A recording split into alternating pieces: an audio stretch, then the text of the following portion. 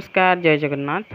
आजिर गल्परे आमे शुणिबा ग्रीष्मावास जहाको लिखिचंती सच्चिदानंद राउतराय। तुमको मु भल पाए, तुमे मोर जीवनर सुख दुख मोर सर्वस्व, मोर समस्त मन प्राण देई मु जहा बुझिची ताहा कहिली। मोर एही बाचालित क्षमा करिब। मु आउ कौनसी मते निजको संभाली रखि पारिली नाही। मु तम निकटर प्रेमर प्रतिदान चाहे नहीं, खाली टिके सहानुभूति। आज संध्या बेले ठीक 8टा समय तुमे से पुराणा कुंजवन निकट को आसीब। मोर नाम जणाइबा विशेष प्रयोजन मने करू नहीं, किंतु ता बोली मो ना न देखी मते अवहेला करिबो नहीं। मु युवती सुंदरी, एहाठारु तुमे बेसी आउ कौन लोड़? गणपति विवाहित, तेबे बयस एई लागे कम। से युवक प्रौढ़त्वरे गोड़ दिए न दिए निजर ग्रीष्मावासरे से अलसुआमी करी दिन कटाई देइछि। गणपति अकस्मात दिने उपरोक्त चिठी खंडक पाइला। चिठी खंडक पढ़ी भ्रू कंजित करी भागिबाकु लागिला। कि असभ्य! मु विवाहित, केउ साहसरे से मो पाखकु एभली चिठी लिखिला? किए लिखिला? गणपति बारंबार चिठी खंडिक पढ़िला। अनिच्छा सत्वे मध्य पढ़िला। से भारी विरक्त बोध कला। मुख विकृति करी से चिठी खंड को उद्देश्य करी निज मन को निजे कहिबाकु लागिला, तुमको भल पाए। आ हा हा, कि पीरती रे! बेस पिला खेल पाइछि ना। मोर आउ तम संगे देखा न कले चलुछि? गली तो ए लागे देखा करबाकू मु एपरी बहुत रोमांस करिछि। निश्चय स्त्री लोकटा खराब। स्त्री लोक गुड़ांकर आजिकाली हेला कौन? मो परी विवाहित भद्र लोक कति को पुणी एमितिका चिठी लेखा ना। आजिकाली स्त्री लोक गुड़ाक एका बेलके नरकर पाखापाखि स्थान को चली गले। 8 वर्षर विवाहित जीवन मध्य गणपति संपूर्ण रूपे निज जीवन समस्त प्रकार आवेग उत्तेजना पोछि दे पारिछि। स्त्री मानक सहित निहात सामाजिक धन्यवादर चिठी छड़ा आउ कौनसी रकमर चिठी आदान प्रदान से आजिकाली करेना। आजिकार एही चिठी खंडक गणपति को अत्यंत चंचल करी पकाइला। चिठी खंडक पाइबार घंटाक परे गणपति खट उपरे बसी पुणी नुआ दिगरु विषयटा को भाविबाकु चेष्टा कला। भाविला, ना मु जीवी नहीं, एया ठीक। मु कौन गोटाए जे से लोक? बोका नुहे जे ए फांदरे पड़ीबी। अरे राम, मो भली वीरभापन्न युवक पक्षरे यह कदापि संभव नुहे। किंतु चिठीटा लिखिला किए यह जानिबा दरकार। यह ठीक जे जड़े स्त्री लोक यह लिखिछि, वास्तविक चिठीटा से प्राणर आवेगर लिखिछि। जिनिसटा जे एका बेलके मिछु मिछिका पिला खेल यह बुझा जाउछि। बोधुए भद्र महिला जनक विधवा स्त्री माने ही मझिरे मझिरे इमितिका हुंदर करिथांती। वास्तविक। अच्छा, किए चिठीटा लिखिला? जिए लिखुना, मोर से जाए आसी केते।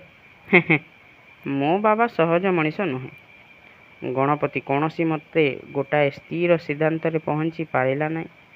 ता घरे ता स्त्री छड़ा अन्य कौनसी नारी जातीय प्राणी नहीं। बिचरा आच्छा हैरान रे पड़िला। गणपति पुणी नुआ करी न भावी रही पारिला नहीं। तुमको भल पाए? कि आश्चर्य महिला! प्रेम रे पड़िले केबे? अद्भुत प्राणी तो। जना नहीं, शुणा नहीं, देखा नहीं। मोर चेहराटा जे किपरी ता भी देखी नहीं दिने। तापरे मोर जो चेहरा ठीक गोबर गणेश तो। अथच कौन ना तम प्रेम रे मु पागलिनी। तुमको भल पाए? अरे बाबू, प्रेम रे पड़िल केबे? भद्र महिला निश्चय सांघातिक प्रेमिका। नइले न देखी न शुणी प्रेम रे पड़ुछंती। किंबा हुए तो थरे दुई थर हठात रास्ता रे देखी पारि थांती, किंतु देखु देखु प्रेम। गणपति मन को गोटाए कथा हठात चिंता सूत्र मध्य आघात कला। केते दिन तले जेतेबेले ता घर सामने से पदाचरण करुथिला, सेतेबेले जड़े स्त्री लोक को से केते थर देखिबाको पाइथिला। से स्त्री लोकटी जे सुंदरी थिला सेतिरे कौनसी संदेह नहीं। दिहरे तार बेस पतला रंगर गोटाए नेलिया शाढ़ी थिला। नाकटी बेस सुंदर। सुंदर तो निश्चय सुंदर। किए कहूची सुंदर नहे बोली? ठीक यही जगार गणपतिर स्पष्ट मने हेबाकु लागिला जे स्त्री लोकटी जेपरी ता पाखरे केउठी बसिथिला थरे। ଗଣପତି ପୁଣି ଭାବିବାକୁ ଆରମ୍ଭ କଲା, ସେହି ସ୍ତ୍ରୀ ଲୋକଟି ନୁହଁ ତ? ହୋଇପାରେ ସୁନ୍ଦରୀ। ହଁ, ସୁନ୍ଦରୀ ତ ନିଶ୍ଚୟ। ଏହି ସୁନ୍ଦର ସ୍ତ୍ରୀଟି ଶେଷକୁ କ'ଣ ମୋ ପରି ଗୋଟାଏ ଅର୍ଦ୍ଧବୁଦ୍ଧର ପ୍ରେମରେ ପଡ଼ିବ? ନା, କେମିତି ଲାଗୁଛି।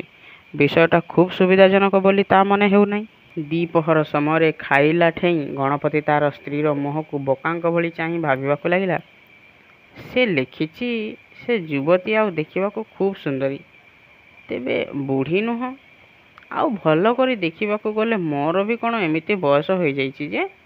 ତାପରେ ମୋର ଚେହେରାଟା କ'ଣ ସେମିତି ଖରାପ ଯେ? ସେ ନିଜର ଗାଲ ଦୁଇଟିରେ ହାତ ବୁଲାଇ ପରୀକ୍ଷା କରିବାକୁ ଲାଗିଲା। ମୋ ପ୍ରେମରେ ପଡ଼ିବାଟା ଖୁବ୍ ଅସମ୍ଭବ ନୁହେଁ। ମୋର ସ୍ତ୍ରୀ ତ ପୁଣି ମୋତେ ଯଥାର୍ଥ ପ୍ରେମ କରେ। ତା ଛଡ଼ା ପ୍ରେମ ତ ଅନ୍ଧ, ସେ ବୟସ ବା ଚେହେରାର ବିଚାର କରେ ନାହିଁ। ଏ ତ ଶାସ୍ତ୍ରକାରମାନଙ୍କର ମତ। ଗଣପତିର ସ୍ତ୍ରୀ ତାକୁ ଏପରି ଚିନ୍ତାମଗ୍ନ ଦେଖି ପଚାରିଲା, କ'ଣ ଭାବୁଛ କହନି?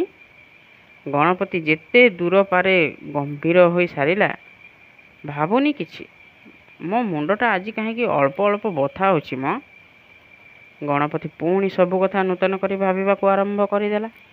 ନା, ଏଇ କଥାରେ ମନୋଯୋଗ ଦେବା ମୂର୍ଖତା ଛଡ଼ା ଆଉ କିଛି ନୁହଁ।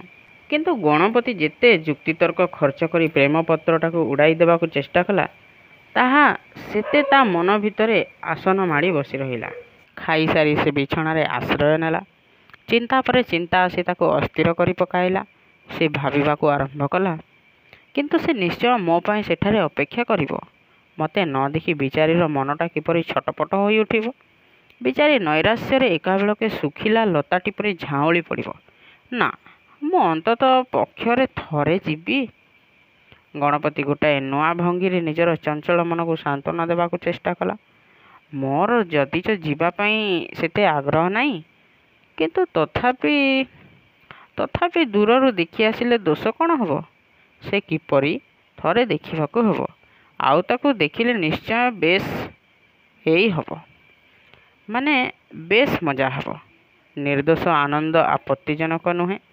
ଏପରି ଗୋଟାଏ ପ୍ରତ୍ୟକ୍ଷ ମଜାର ଘଟଣା କେତେ ଜଣଙ୍କ ଭାଗ୍ୟରେ ସଦାଚରଣ କରେ। ତାପରେ ଗଣପତି ଆଉ ବିଛଣାରେ ଶୋଇପାରିଲା ନାହିଁ। ଲମ୍ଫ ଦେଇ ଉଠି ପୋଷାକ ପିନ୍ଧିବାକୁ ଗଲା। ଗଣପତିର ସ୍ତ୍ରୀ ଭଲ ସାର୍ଟ ଓ ଟାଇ ପିନ୍ଧିବାର ଦେଖି ପ୍ରଶ୍ନ କଲା, ବଡ଼ ଜାକଜମକରେ ବେଶ୍ ହେଉଛ କିଆଁ ମ? କ'ଣ ହେଲା କି? ଗଣପତି ଟିକିଏ ଇତସ୍ତତ ହୋଇ ଜବାବ ଦେଲା, ଟିକିଏ ବୁଲି ଆସେ। ମୁଣ୍ଡଟା ବଥଉଛି ନା, ଘରେ ଭଲ ଲାଗୁନି। ଟିକିଏ କରି ଆସିଲେ ଭଲ ଲାଗିବ। ପୋଷାକଟା ପିନ୍ଧାଟା ମନ୍ଦ ହେଲା ନାହିଁ। ଘରେ ସେ 8ଟା ପର୍ଯ୍ୟନ୍ତ ଅପେକ୍ଷା କଲା, ତାପରେ ବାହାରିଲା। ଗଣପତିର ସମ୍ମୁଖରେ ଅନେକ ତରୁଣ ତରୁଣୀ ଉଜ୍ଜ୍ୱଳ ମଦ ଫେଣା ପରି ଯୌବନ ମଦରେ ମତ୍ତ ହୋଇ ହସି ହସି ଚାଲିଗଲେ। ଗଣପତି ଯେପରି ଛାୟାଚିତ୍ର ଦେଖୁଛି। ଜଣେ ଦୁଇ ଜଣଙ୍କ ସଙ୍ଗେ ଆଖି ମିଳିଯିବା ସଙ୍ଗେ ସଙ୍ଗେ ଗଣପତି ଛାତିଟା ଧୁକ୍ ଧୁକ୍ ହୋଇ ଥରିବାକୁ ଲାଗିଲା। ଗଣପତି ଏଥର ରୀତିମତ ସାହସ ସଞ୍ଚୟ କରି ଭାବିଲା, ଏମାନଙ୍କ ଭିତରୁ କେଉଁ ଜଣକ? ମିଛୁଟାରେ ଭୟ ପାଉଛି କିଆଁ? ମୁଁ କେଡ଼େ ବୋକା ହେ! ଏସବୁ ଘଟଣାରେ ସାହସ ଲୋଡ଼ା। ମାଭୋ! ଗଣପତିର ଛାତିଟା ଆହୁରି ବେଶୀ ଧୁକ୍ ଧୁକ୍ ହେବାକୁ ଲାଗିଲା। ଗଣପତି ଯେପରି ନିତାନ୍ତ ଅନିଚ୍ଛା ସତ୍ତ୍ୱେ ସେଇ କୁଞ୍ଜ କଥାଇ ଭାବିବାକୁ ଲାଗିଲା। ଗୋଟାଏ ସୁନ୍ଦରୀ ଯୁବତୀ ନେଳିଆ ଶାଢ଼ୀ ପିନ୍ଧି ତା ସାମ୍ନାରେ ଛିଡ଼ା ହୋଇଛି। ସେ ଅପଲକ ଦୃଷ୍ଟିରେ ଦେଖିଲା, ଆଉ ତା ପ୍ରେମରେ ମୁଗ୍ଧ ହେଲା। ତାର ଦେହ ପ୍ରେମାବେଶରେ କମ୍ପିବାକୁ ଲାଗିଲା।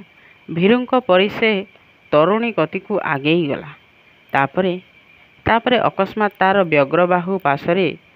ନା, ଗଣପତି ଏ ପାପ ଚିନ୍ତା ଦୂର କରିବ। ସେ ଏ ଦୁର୍ବଳତା ଦମନ କରିବ।